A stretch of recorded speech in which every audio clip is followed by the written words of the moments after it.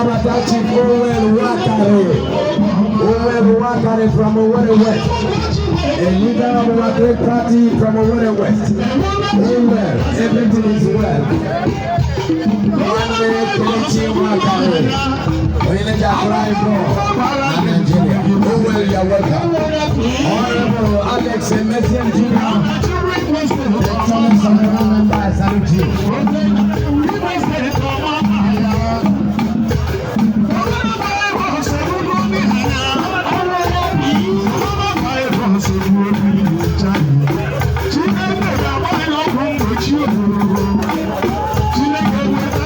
Honorable Alex Messian Jr.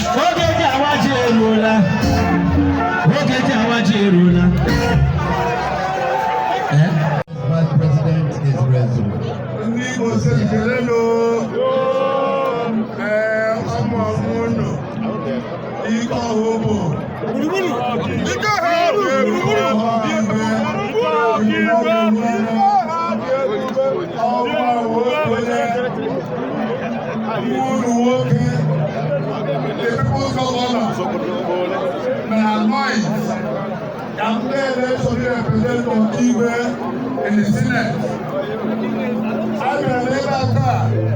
You go see when I am Renebono. You go see Pado Renebono. You go be Aqua. I'm gonna Padoya. Beji. Come to the war. You can't be no I think I will go to say.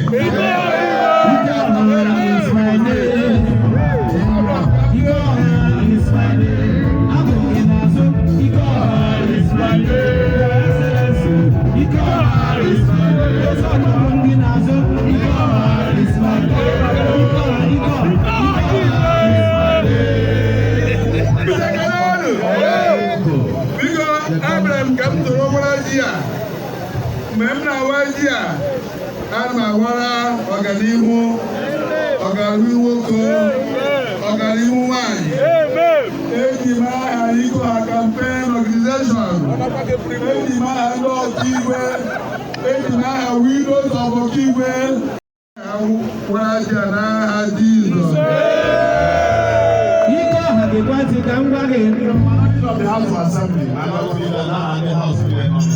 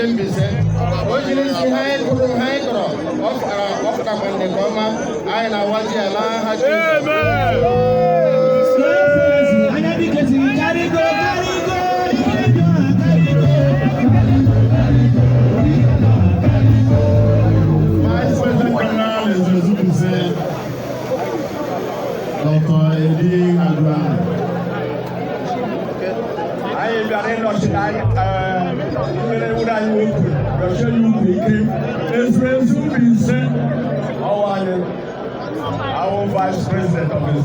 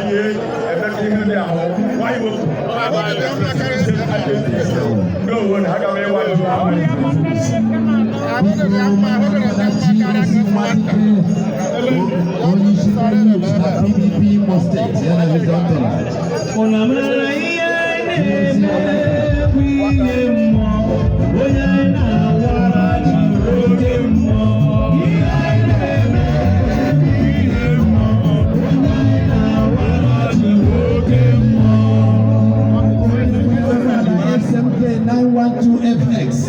SMK 912FX.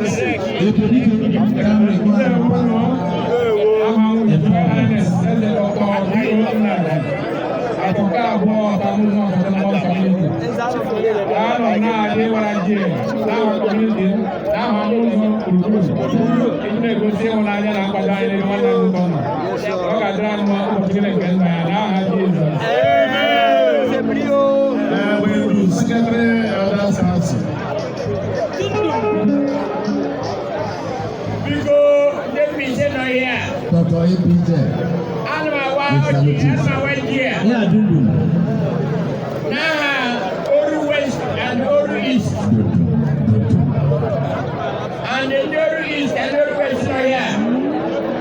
Has to be a white here. One day we should do. Maybe right on the making you down again.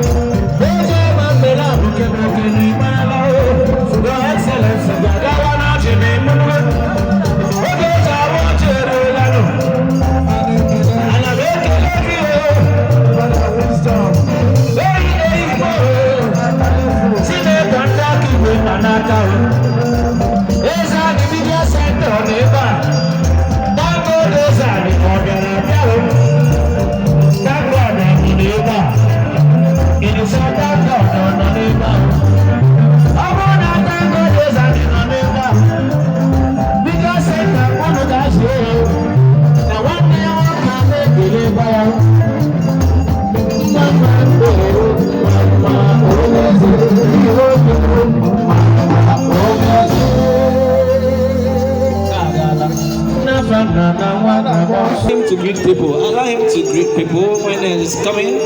Thank you very much, ladies and gentlemen. Your Excellency, distinguished ladies and gentlemen.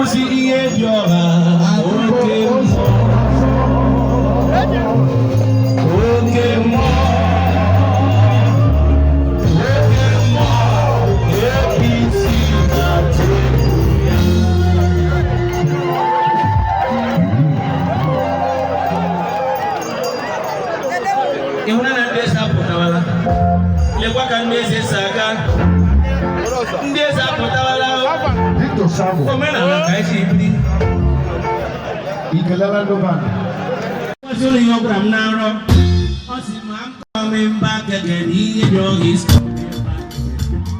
He went away and promised